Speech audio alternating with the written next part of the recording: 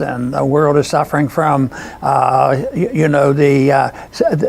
virus, the coronavirus, and of course, I personally think there's an over-exaggeration of the danger of that. But that's a danger. There's danger in me just saying that. I'm not sure they really understand everything about the coronavirus. And if you go by deaths being reported, you should get a little bit of reassurance, because there's essentially no deaths in the United States, and yet this flu season, we've had 10,000 Americans die from influenza.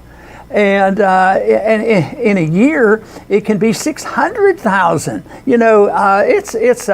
It's all the reaction to it, and it looks like it was in the interest of some people to stir up the fear and problems that are going on. So, but it's practically impossible now for the politicians or anybody else to help us say, calm down a little bit, let's think about it. But you know what? There have been a few scientists and people who were well trained in this type of a problem and epidemiology, and they come up with some sensible explanations. But politically, it's easy to demagogue this and try to place blame on the opposition.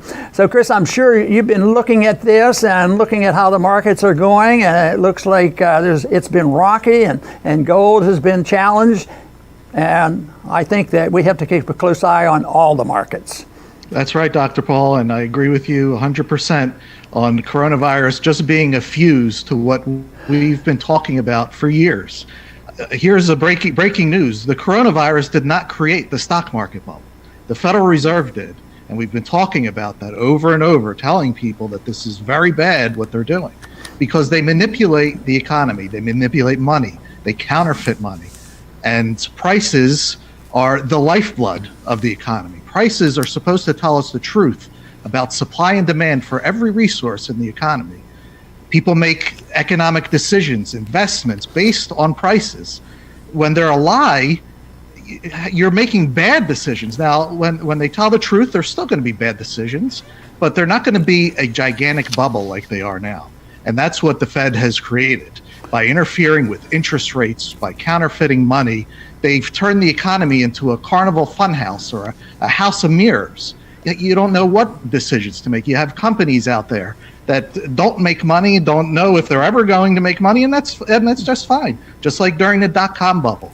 That's what they do, but because there's economic activity, the president walks around saying this is the greatest economy ever. No, it's the greatest distortions ever, and distortions have to be corrected, and that's when the financial crisis comes to correct all of these mistakes that the Federal Reserve has engendered.